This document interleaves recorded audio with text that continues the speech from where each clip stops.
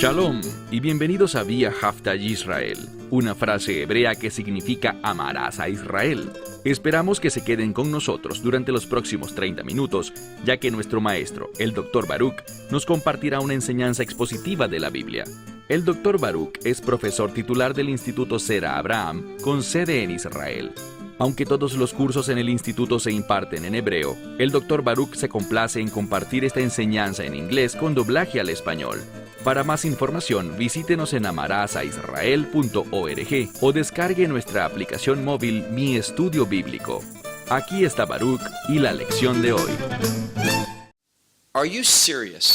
¿Eres alguien que toma en serio la santidad? Escuchamos mucho esa palabra, santidad, pero ¿estamos entendiendo realmente el significado de esa palabra? ¿Estás viviendo una vida santa?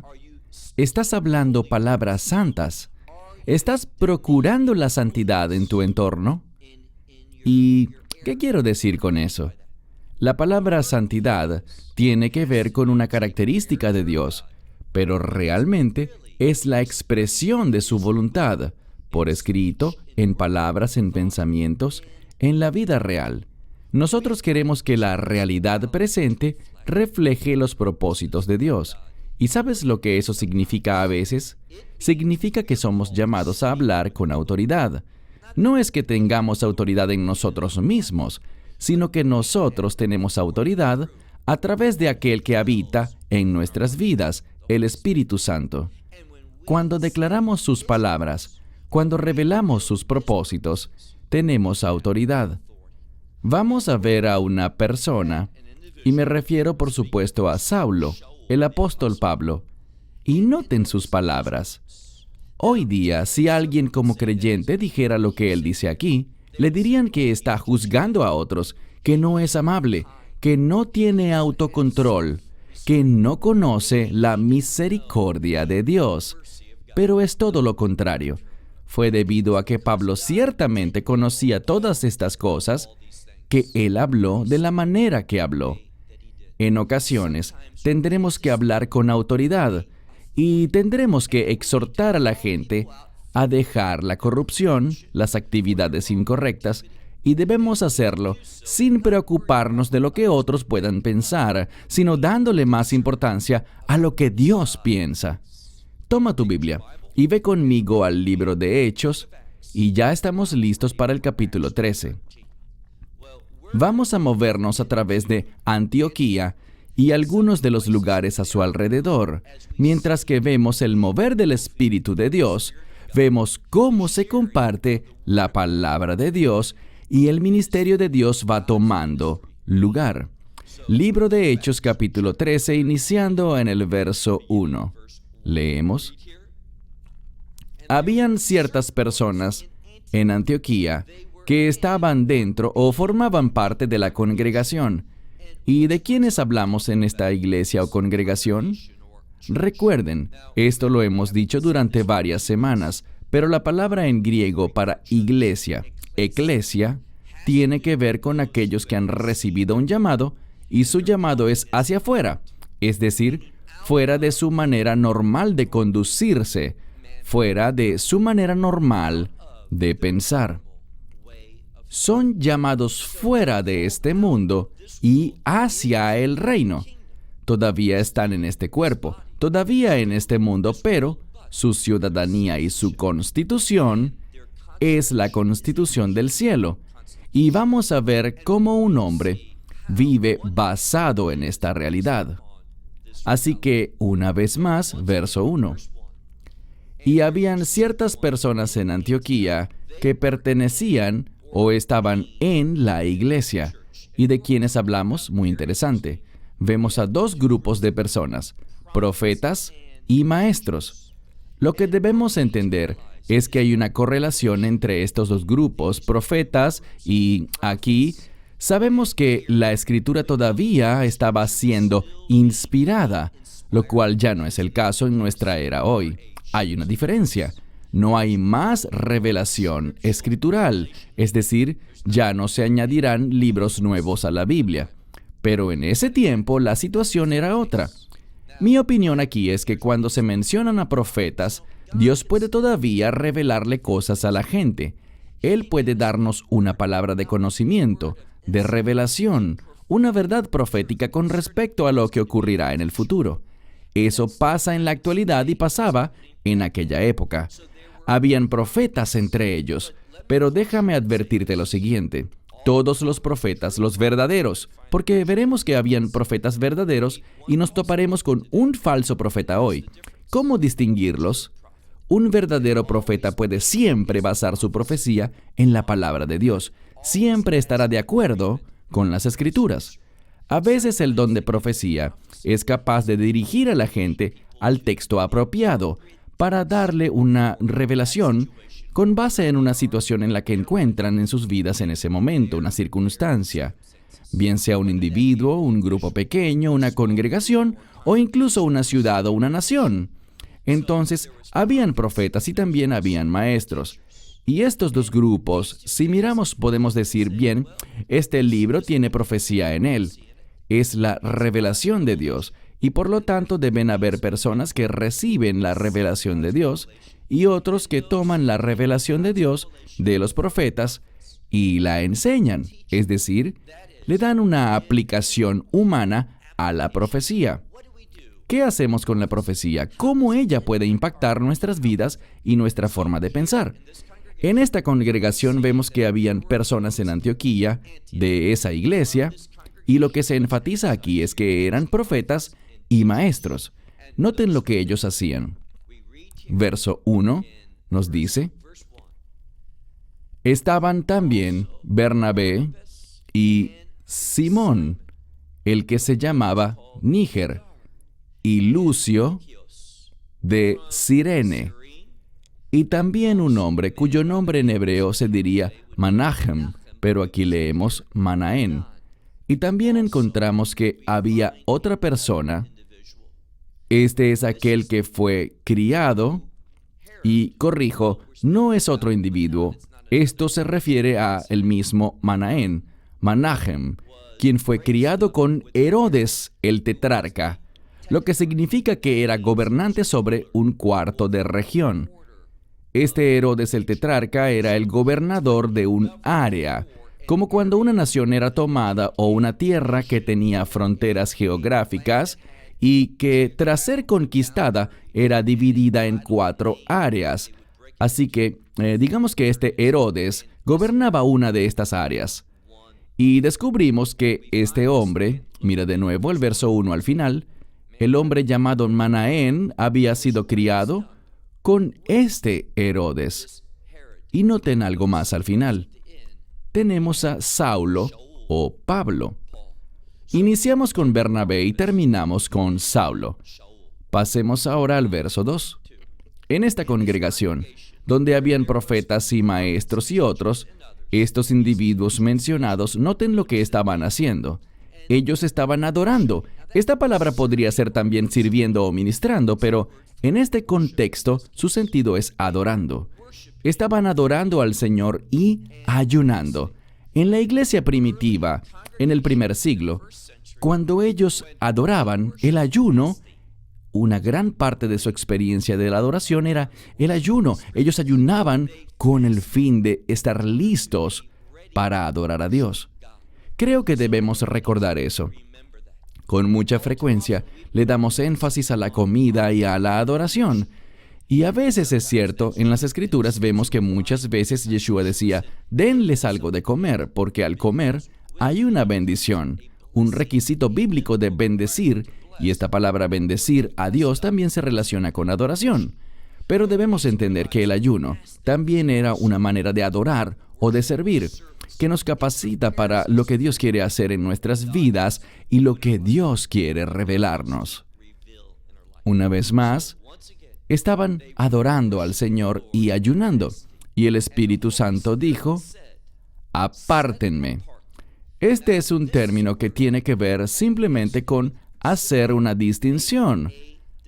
Hagan una distinción, entonces, para mí, y este es el Espíritu Santo hablando.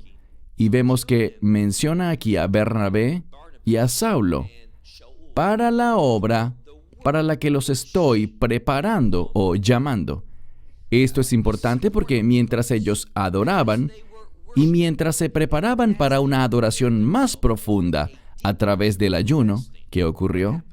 El Espíritu de Dios se comunicó con ellos y Él les dijo: apártenme, quiero que hagan una distinción en estos dos hombres. Quiero que aparten para mí, que distingan para mí, tanto a Bernabé como a Saúl, con el fin de que, fíjense bien, con el fin de que ellos puedan hacer algo para la obra para la cual los he llamado. Entonces, ¿qué hicieron? Ayunaron y oraron y colocaron sus manos sobre ellos y algo más, los liberaron. Es probable que tu Biblia simplemente diga los enviaron y así fue, pero el término es los liberaron. Estos dos hombres eran parte vital de esta congregación. Lo vimos cuando estudiábamos la segunda parte del capítulo 11. Así que los liberaron en obediencia a la instrucción del Espíritu Santo para que pudieran hacer la obra que el Espíritu Santo los había llamado a hacer. Ahora hagamos una pausa para que podamos preguntarnos lo siguiente: ¿qué obra nos ha llamado a hacer el Espíritu Santo? Cada creyente ha sido apartado para alguna tarea, usualmente para múltiples tareas. Se nos entrega una y cuando la completamos, Él nos da otra. Estos hombres recibieron un llamado, y si estás ayunando y orando y orando y orando y ayunando, como vimos aquí, estarás preparado para escuchar al Señor. Es solo cuando escuchamos lo que Dios quiere hacer en y a través de nuestras vidas que podremos vivir una vida con propósito. Viviremos una vida que agrada y complace a Dios. Mira de nuevo. Ayunaron y oraron, verso 3, y colocaron sus manos sobre ellos, y dice que los liberaron. Verso 4. Por lo tanto, estos que fueron enviados por el Espíritu Santo descendieron hacia una región cuyo nombre no es fácil para mí. Seleucia. Creo que se traduce así, pero la estoy leyendo en griego. Seleukian en griego. Y noten lo que hicieron. Desde allí, dice que prosiguieron, o sea que llegaron a ese lugar, y luego navegaron desde allí hacia Chipre. Lo que estamos viendo, o lo que vamos a ver en la Escritura, sucede en su mayor parte en Chipre. Mira ahora el verso 5. Y llegando a Salamina, una ciudad que todavía existe en Chipre, llegaron a este lugar y noten lo que ocurre. Dice, y ellos proclamaron la palabra del Señor. Eso es importante porque lo que vemos aquí como elemento principal es la palabra del Señor avanzando. ¿Cómo se desenvuelve esta escritura? Nosotros estamos conectados mutuamente unos con otros. Y no solo conectados unos a otros, sino que también mutuamente dependemos los unos de los otros. Recuerden, hemos visto una clara imagen sobre la congregación de Antioquía, una que toma en serio la adoración, que toma en serio el ayuno y la oración y el ayuno. Y el Espíritu Santo les habla, básicamente comisiona a dos individuos, Bernabé y Saulo, para que avancen para cumplir la obra que el Espíritu Santo les ha llamado a cumplir. Y noten lo que ocurre. Emprenden esta travesía y llegan a este lugar, Salamina, una ciudad de Chipre. ¿Y qué hacían allí? Proclamaban la palabra de Dios.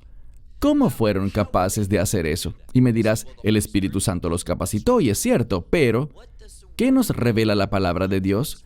Debemos prestar atención siempre a cómo se desenvuelve la Escritura. Si regresas al verso 1, lo que descubrirás es esto. Se enfatiza que en esta congregación en Laodicea habían profetas y maestros, un grupo que recibía la revelación y la declaraba, y otro grupo que enseñaba sobre estas revelaciones al pueblo. Fue solo gracias a la presencia de estos dos grupos que estos dos hombres, Bernabé y Saulo, escucharon la palabra de Dios, no solo su revelación profética, sino que fueron instruidos en ella, de modo que pudiesen entenderla, aplicarla y por lo tanto compartirla con otros. Y eso hicieron. Viajaron, Dios los guió hacia Chipre, o Cafrasín en hebreo, y noten lo que dice. Verso 5. Y ellos proclamaron la palabra del Señor. ¿Y dónde lo hicieron? No debería sorprendernos. En las sinagogas de los judíos. Tú pensarás, ¿para qué necesito saber esto? ¿Para qué necesito saber que ellos predicaban en las sinagogas donde se congregaban los judíos? Muy sencillo. La palabra sinagoga no es una palabra hebrea, es griega. Significa lugar de reunión. Es como un centro comunitario. Lo que dice aquí es que ellos no fueron simplemente a cualquiera de estos centros comunitarios, sino que específicamente Bekavaná, que significa intencionalmente, visitaban estos lugares de reunión en comunidades judías, con el fin de compartir con los judíos primero. Y esto es importante porque sabemos del libro de Romanos que este es el orden que Dios estableció. Al judío primero y también al griego, es decir, al resto del mundo. Una vez más, y ellos proclamaban la palabra de Dios en las sinagogas de los judíos. Y dice que ellos tenían a Johanan o Juan como ayudante. Verso 6. Y atravesando toda la isla hasta Pafos, encontraron a cierto mago. En este contexto, un mago es sinónimo de hechicero. Y este término está atado de manera especial con la idolatría. La idolatría consiste siempre en adorar a otros dioses. En su manera más pura, verás, estos otros dioses simplemente camuflan el verdadero propósito y este es exaltarse a sí mismo. Todo el que se involucra con idolatría, todo el que se involucra en cualquier otra supuesta expresión religiosa, lo hacen, practican eso basados en el orgullo, con el fin de exaltarse a sí mismos y no para humillarse a sí mismos y glorificar a Dios. Ellos encontraron a este hombre, y noten lo que dice, encontraron a cierto mago, y fíjense la ayuda que nos brinda la Escritura. Hoy en día, si pensamos en un mago, pensamos en un entretenimiento, algo que hace a alguien con ciertas habilidades como ilusionista, y no poderes místicos ni nada atribuido a alguna entidad religiosa o a un dios. Bien, noten lo que dice aquí. Un mago, y luego agrega, un falso profeta. Lo que intenta comunicarnos es que su intención, lo que revela, lo que dice está basado en la falsedad, en el engaño, son mentiras y falsificaciones. Si traducimos esto correctamente, descubriremos que este a quien encontraron era un mago judío y un falso profeta. Y su nombre era, léelo, su nombre era Bar Jesús. La palabra Bar significa hijo y Jesús es salvación. Es la palabra de la que obtenemos el nombre de Yeshua o Jesús. Así que suena bien, hijo de Jesús. Bar Jesús. Un nombre maravilloso, pero ese hombre o ese nombre maravilloso solo busca disfrazar a un individuo muy malvado, uno que no está interesado en los propósitos de Dios. Y cuando no estás interesado en los propósitos de Dios, ni te interesa su voluntad, obviamente, por lo tanto estarás trabajando en contra de su voluntad. Y esto es lo que hacía este Bar Jesús. Leamos de nuevo. Encontraron allí a cierto mago judío y falso profeta judío, cuyo nombre era Bar Jesús, quien estaba con un individuo. Era el procónsul. ¿Qué es un procónsul? Yo no lo sabía. Se trata de un consejero del César, usualmente designado por el Senado romano. Entonces es una palabra en latín que logró incorporarse al idioma griego y que designaba a un alto oficial.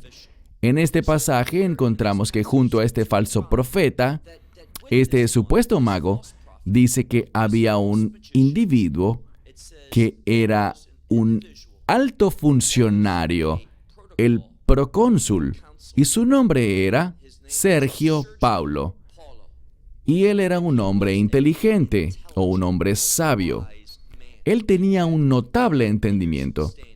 Y este hombre, habiendo llamado a Bernabé y a Saulo, entonces él estaba allí junto con este falso maestro, pero cuando Bernabé y Saulo entraron en escena, enseñando la palabra de Dios, él se apartó de la falsedad. Él vio algo mejor. En otras palabras, Sergio Paulo pudo discernir un camino más excelente. ¿Qué hizo entonces? Dice que habiendo llamado a Bernabé y a Saulo, deseaba oír la palabra de Dios. Aquí es donde inicia, pero debo hacerte una pregunta muy importante y es la siguiente. ¿Estás interesado en escuchar la palabra de Dios? Entiende que la palabra de Dios traerá cambios a tu vida. La palabra de Dios te traerá un orden diferente, un estilo de vida distinto. Te pondrá en una dirección diferente a la que tienes ahora. Te prometo algo. Nunca encontrarás la revelación de Dios. No la encontrarás ni la oirás y dirás, lo que Dios quiere que haga, lo he venido haciendo siempre por mi cuenta. Es algo natural para mí. Nunca es así. La revelación de Dios siempre es un momento de inspiración, un punto de cambio y de transformación. Es como uno de esos momentos en los que dices, ¡Eureka!, cuando descubres algo que quizás estaba delante de ti, pero no lo habías discernido, no tenías la visión necesaria para entenderlo. Entonces leemos aquí, mira de nuevo, dice que cuando este procónsul, cuando él escuchó la palabra de Dios, llamó a Bernabé y a Saulo, deseando oír la palabra de Dios. Ahora, ¿qué hacía este supuesto mago? Noten lo que dice. Él no decía, bueno, ¿saben qué? Escúchenlo a él y si quieren volver, si están más interesados en mis enseñanzas, regresen. No, él se opuso a todo esto. Así es como queda claro que él era un falso profeta, una persona bajo la autoridad de Satanás. ¿Por qué? Porque se levanta en oposición a la palabra de Dios. Es interesante, piénsalo por un momento. Cuando vemos personas que no son de Dios, siempre están en contra de la palabra de Dios. Y así es como puedes descubrir a los falsos maestros. Ellos puede que tengan buenas intenciones, pero eso no hace que dejen de ser falsos maestros. Tú puedes tener buenas intenciones, puedes desear hacer lo correcto, pero si no estás comprometido con la palabra de Dios, fallarás en tu objetivo. No podrás caminar con Dios exitosamente y darle honor a Él. Entonces, ¿qué hizo Él? Bien, dos palabras griegas, las palabras istema y anti. Se levantó en contra. Es lo que dice la Biblia. Él se levantó en contra de ellos. ¿Y quién es este falso maestro? Este falso profeta, este mago arraigado en idolatría para exaltarse a sí mismo. Bien, su nombre era Elimás. Y esta palabra Elimás, el mago, dice, porque esta es la traducción o interpretación de su nombre. Algunos eruditos, y yo paso a creer que ellos están en lo cierto, dicen que quizás este no era su nombre de nacimiento, sino un nombre que él se puso a sí mismo, que no era como decir Juan el mago, sino que él era simplemente el mago, y se hacía llamar así, buscando exaltarse a sí mismo por encima de otros que practicaban ese mismo engaño. Él era un hombre muy orgulloso, y es lo que esta frase nos indica, que su nombre significaba el mago. Y vean otra cosa que él pretendía. Aquí se vuelve más claro todavía. Él intentaba apartar a este procónsul de la fe. Y todo el que haga esto es un falso maestro. Todo el que haga esto es un servidor de Satanás. Cuando uno se levanta en oposición a la palabra de Dios, cuando uno se levanta en oposición a la fe, y entiende esto, lo digo con frecuencia, existe una correlación entre el concepto de la fe y la verdad. Uno que se aparta de la verdad o busca que otros hagan lo mismo, esta persona es un falso maestro. Uno que está bajo la autoridad del enemigo. Y esto es exactamente lo que era este hombre. Él buscaba, podríamos decir, desviar a este hombre, al procónsul, de la fe. Verso 9. En el verso 9, esto se vuelve más interesante. Lo que quiero que veas es a Pablo, su discurso, y vamos a descubrir algo porque el texto será muy claro al respecto, que cuando Pablo habló, lo hizo bajo la autoridad del Espíritu Santo. Para la mayoría de la gente, siempre pensamos en Dios como alguien amable, cortés, que nunca juzga a nadie, siempre apoya a todos y siempre quiere que todos... Bueno, si tú crees que eso es bueno, si así lo crees, está bien. Si todos nos amamos unos a otros, todo estará bien. Eso es satánico. Suena bien. Seamos de mente abierta. Afirmémonos los unos a los otros. Yo apruebo tus maneras y tú apruebas mis maneras. Y sintámonos bien los unos con los otros. Eso es satánico. No vemos a las personas que caminan bajo la autoridad de Dios comportándose de esa manera. Antes bien, todo lo contrario. Los hombres y mujeres de Dios hablan de manera firme, hablan con autoridad y de manera precisa con respecto a cuál es el problema. Miremos el verso 9. Y noten que para la mayoría de la gente, este no es el Pablo que ellos conocen, o que piensan que conocen, pero es el Pablo de la Biblia. Y Saulo, aquel que también es conocido como Pablo, no lo dice así, pero esa es la implicación, que también es Pablo, dice aquí. Él estaba haciendo algo, dice aquí, siendo lleno del Espíritu Santo. ¿Lo ves? Siendo lleno del Espíritu Santo, fijó su mirada en él. Y este asunto es importante. Esta frase, fijar la mirada, mirar intensamente, ya hemos encontrado esta frase anteriormente en este libro. Es una palabra de discernimiento. Lo que la Biblia nos está diciendo es que Pablo estaba operando bajo la inspiración, el gobierno, el liderazgo y la dirección del Espíritu Santo.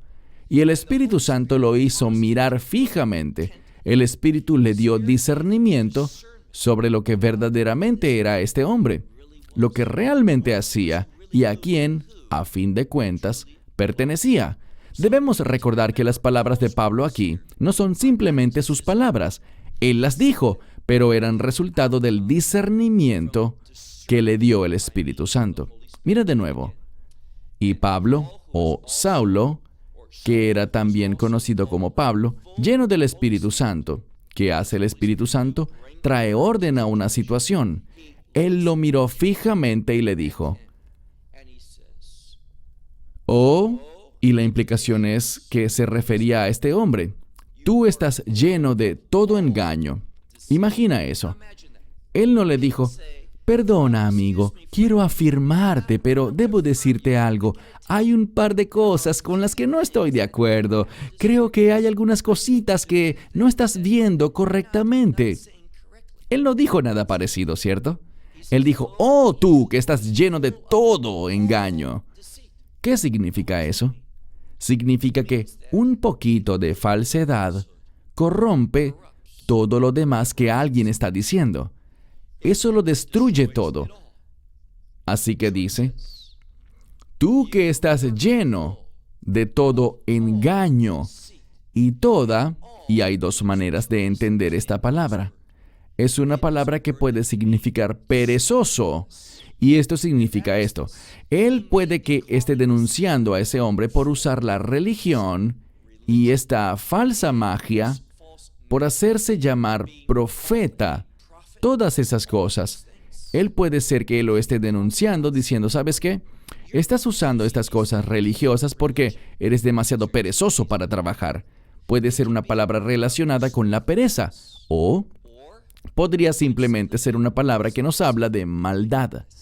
Y cuando uno es perezoso, en el fondo es un ser malvado. Pero cuando una persona lo que quiere es vivir en rectitud, será una persona trabajadora, será diligente, no se agotará, no se cansará de hacer su labor. No, la obra lo animará, lo empoderará, lo entusiasmará para hacer más y más y más. Vemos aquí que dice, tú, que estás lleno de todo engaño y toda maldad, un hijo, escucha bien, un hijo del diablo. Él no usó la palabra Satanás aquí, aunque hablamos del mismo personaje, sino que usó la palabra diablo, porque esta palabra diablo en griego viene del concepto de ser diabólico, es decir, alguien que es muy sabio, inteligente en la práctica del engaño. Él es un experto en engañar a las personas, sonando como alguien correcto, bueno y apropiado, cuando realmente es malvado, impío y procedente del foso del infierno. Entonces, hijo del diablo, y dice, enemigo de toda justicia. Estas son palabras fuertes. Imagínalo, decir públicamente, disculpe, señor, usted está lleno de todo engaño. Usted está lleno de maldad. Usted es un hijo del diablo. Y no solo eso, sino que usted es enemigo de toda justicia. Y luego continúa para decir básicamente, no cesarás, dice, tú no cesas de trastornar los caminos justos y correctos del Señor. Entonces, Él le dice, tienes que parar, dejar de desviarnos de los caminos justos del Señor, porque eso es lo que Él quería hacer, tomar el camino de la verdad y distorsionarlo. Eso es lo que siempre hace Satanás. A eso es a lo que el diablo se dedica, a desviarnos del camino correcto. Y aprendemos algo aquí. Siempre que exista una oportunidad para ejercer el ministerio, cuando alguien pueda ser tocado, cuando alguien pueda interesarse en la verdad de Dios, puedes asegurarte de que el enemigo se manifestará a sí mismo y buscará reclamar a aquel que le pertenece a él. Él no quiere que esta persona experimente la redención y la libertad, que pueda ser liberado de la autoridad del enemigo. Leamos ahora el versículo 11. Y ahora, he aquí, la mano del Señor está sobre ti. Esto es usualmente algo bueno, pero no en este caso. Lo que significa es que la autoridad de Dios está sobre ti, y debido a la condición en la que estás, es decir, lejos de Dios, en contra de su verdad, la mano del Señor es poder, y puede tener el poder de bendecir o el poder de maldecir. La mano del Señor está sobre ti, y tú quedarás ciego, y no podrás ver. Esto lo deja bien claro. Él no está hablando de ceguera espiritual. Él le está diciendo que él ya no será capaz de ver físicamente. ¿Cuál es el mensaje aquí? No es solo un castigo. Nos dice algo más. Cuando somos desobedientes a Dios, habrán consecuencias físicas. No solo un castigo, sino una consecuencia física mayor. Cuando caminamos en sentido equivocado y dirigimos a otros en el sentido equivocado, habrá una maldición tangible colocada sobre tal persona. Si la persona es un creyente, será disciplinado. Si la persona no es creyente, será una maldición. Despierta. Esta información es importante. Dios es serio. Su verdad no puede negociarse. Y cuando se distorsiona, habrá un movimiento de la mano de Dios en tal situación. Así que, de nuevo, volvamos. La mano del Señor está sobre ti, y tú quedarás ciego, y no podrás ver. No podrás ver el sol. Eso tenía sentido porque existen grados de ceguera. Esto lo debes saber. Si ves a un ciego, puede que lo veas con un bastón, y aunque parcialmente tenga vista, oirás la expresión de que él es legalmente ciego. Eso significa que ha perdido su vista hasta cierto punto que no le permite funcionar normalmente. Quedó incapacitado porque ha perdido la mayor parte del sentido de la vista. Pero aquí está diciendo esto, que esta persona podría mirar totalmente de frente al sol y no experimentar la menor sensación. Puede que sienta en su piel el calor, pero no tendrá la menor percepción de ese rayo de sol en sus ojos. De eso es de lo que nos habla. Para alguien que no ha nacido ciego o que no ha sido herido y perdido sus ojos, esto es extraño. Así que de inmediato le dice, y no verás el sol por un tiempo. Y de inmediato, ¿qué sucedió? Cayó sobre él. Tu Biblia puede que diga niebla, pero es la palabra tinieblas, en hebreo afelá. Es una oscuridad, y luego dice otro sinónimo para oscuridad. Estas dos palabras están en griego y hacen un paralelo a lo que vimos en Egipto. Es un castigo y ellas producen, estos dos conceptos traen un gran miedo sobre la persona. ¿Qué se nos está comunicando aquí? Bien, si eres un buen estudiante de la Biblia, sabrás que existen solo dos lugares en los que todas las personas terminarán. Uno, una persona sabia, lo suficientemente sabia para recibir el mensaje del Evangelio y recibir el regalo de la salvación por la gracia de Dios, por medio de la fe y la salvación en el Mesías Yeshua, él o ella estarán en el reino de Dios. Pero las personas que rechazan ese mensaje serán arrojadas en las tinieblas de afuera, donde habrá el llanto, el crujir de dientes y la agonía.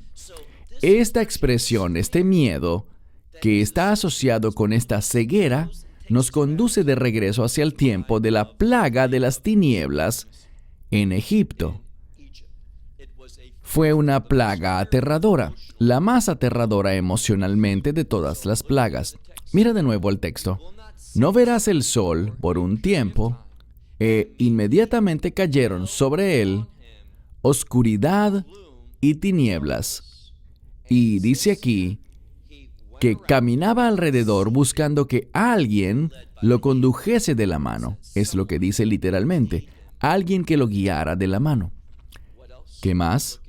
Mira el verso 12. Entonces, viendo esto, ¿quién? El procónsul. Este hombre, Sergio Paulo. Entonces, viendo Sergio Paulo, aquí leemos que Paulo vio esto.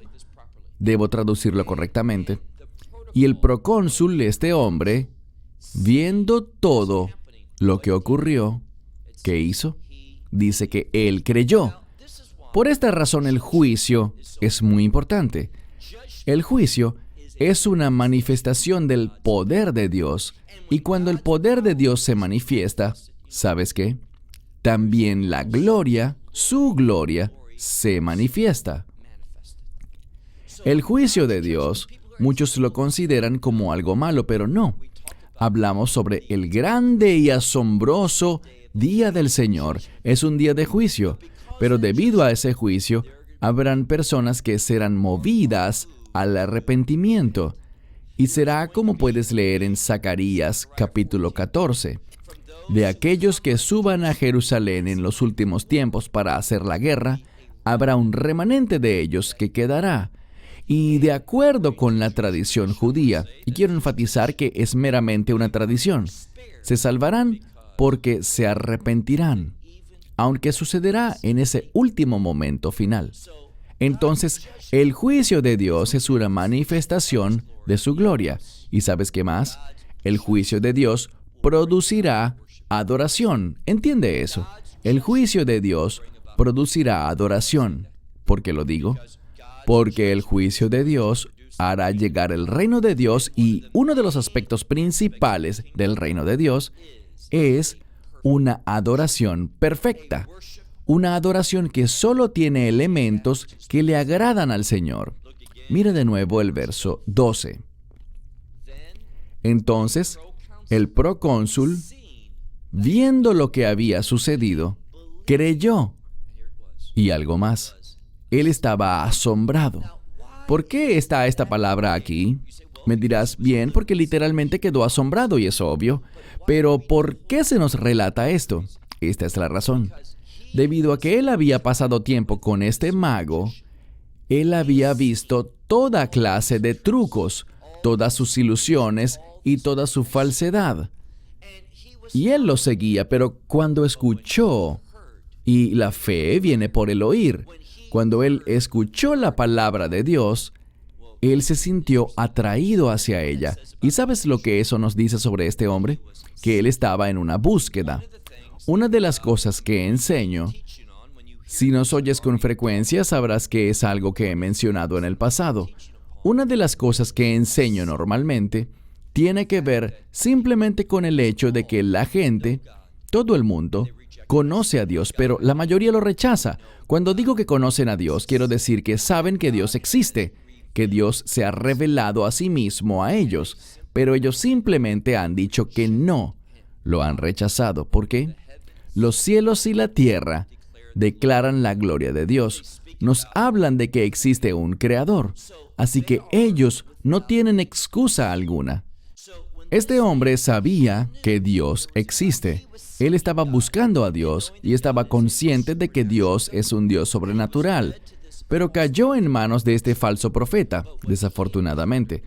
Pero cuando se encontró con la verdadera palabra, quiso apartarse de todo aquello. Cuando vio el poder de Dios, que se manifestó en oposición al falso poder de este mago, él se asombró.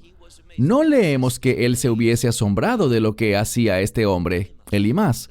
No dice eso, sino que nos dice algo diferente, que él estaba maravillado por el poder de Dios, por la doctrina del Señor. Y mire esa última frase, vamos a concluir con eso esta lección. Esa última frase, estaba maravillado por la doctrina del Señor. Lo que vemos aquí es un encuentro entre la palabra de Dios y el milagro de Dios. Te pregunto algo. Si alguien le dice a otra persona, ¿puedes ver? Y le responde, sí, te veo bien. Ahora quedarás ciego por cierto tiempo. Y de inmediato, esa persona se vuelve tan ciega que puede girar el rostro hacia el sol y no percibir en lo más mínimo la presencia del sol, no sentir el efecto del sol visualmente con sus ojos. Eso es poder, eso es cambio. Eso es algo que solo Dios puede hacer, nada más al pronunciar unas palabras. Y cuando este hombre escuchó la doctrina y el poder que viene con esa doctrina, ese es el punto aquí. Él quedó asombrado por el milagro y maravillado por la palabra. Es lo que dice la Escritura, por la doctrina del Señor.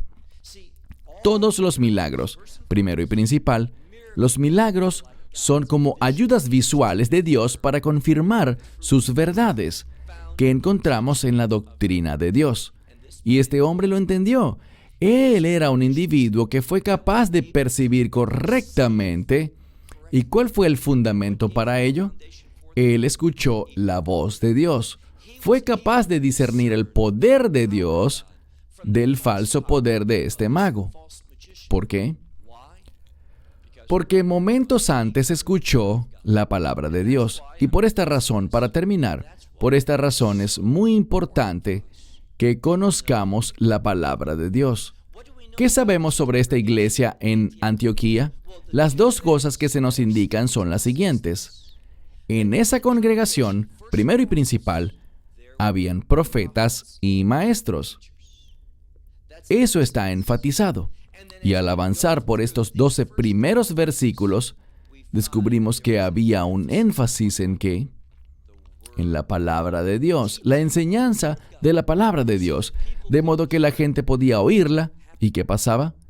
Tenían una nueva perspectiva, veían las cosas de manera diferente, tenían la habilidad de ejercitar el discernimiento y ser capaces de identificar aquello que viene del Señor.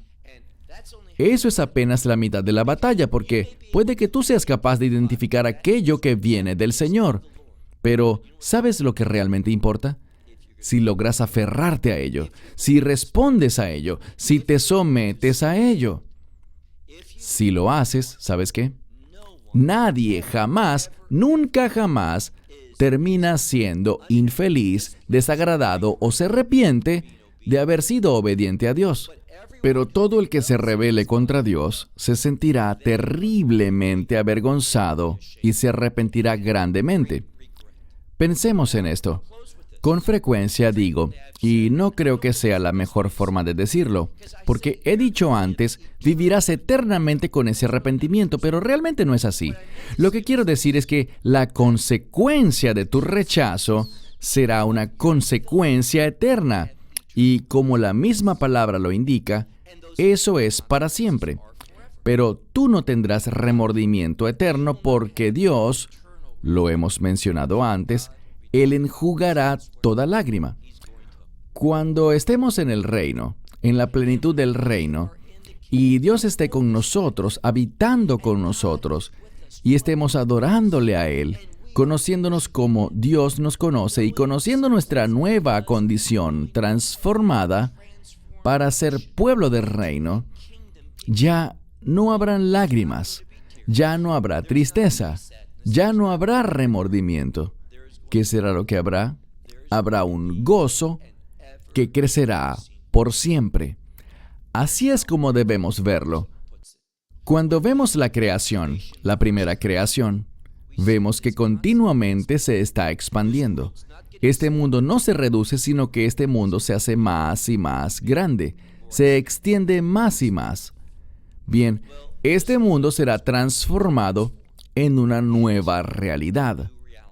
La Biblia dice que el primer cielo y la primera tierra pasarán, y que habrá un cielo nuevo y una tierra nueva, llamado la Nueva Jerusalén. Y me dirás, espera un segundo, la Nueva Jerusalén no se extenderá. Es un cubo, sabemos sus medidas exactas. Tiene forma de cubo, 12,000 de altura, 12,000 de anchura y 12,000 de profundidad. Y es verdad, pero esto es lo que debemos entender. Lo que siempre se está expandiendo no son sus dimensiones, sino el gozo, el poder, la satisfacción de la experiencia de adoración. Eso es lo que crece por siempre. Y lo más triste que podría ocurrir es que alguien se pierda de esa experiencia. Así que te reto a que seas una persona que lleva la palabra de Dios, entendiendo que hay una unción sobre esta palabra. Me dirás, ¿sabes? Cuando me acerco a alguien no sé qué decirle. Es cierto, pero Dios te dará las palabras. Y a pesar de que pienses, bien, yo tropiezo bastante en torno a esto, mi lengua se enreda, no logro hablar bien, lo que digo no tiene sentido, ¿sabes qué? El Espíritu Santo usará eso. Verás, la gente quizás no escuche lo que estás diciendo literalmente, pero el Espíritu Santo puede tomar esas palabras y transformarlas exactamente en lo que esa persona necesita escuchar. Así que entiende algo. Encontrarás gente como Elimas, a quienes deberás hablarle con valentía y decirles lo que en realidad son. Y te toparás con individuos como Sergio Paulo, gente que está buscando de Dios. Sé una persona que comparte la verdad. Sé una persona que por medio del ayuno y la oración, habiendo sido iluminado por profetas y maestros, conoces la palabra de Dios para poderla compartir efectivamente por medio de la unción del Espíritu Santo. Y así verás cómo la gente es atraída a la verdad. Quedarán maravillados por lo que Dios está haciendo en medio de la predicación de su palabra. Bien, se terminó el tiempo. Hasta la próxima semana cuando nos encontremos nuevamente para estudiar la palabra de Dios. Hasta entonces, Shalom, desde Israel. Esperamos que te hayas edificado con el mensaje de hoy y lo compartas con otros. Te invitamos a seguir nuestros estudios cada semana por este canal y por el portal de YouTube de Amarás a Israel. También puedes descargar nuestra aplicación móvil gratuita, Mi Estudio Bíblico.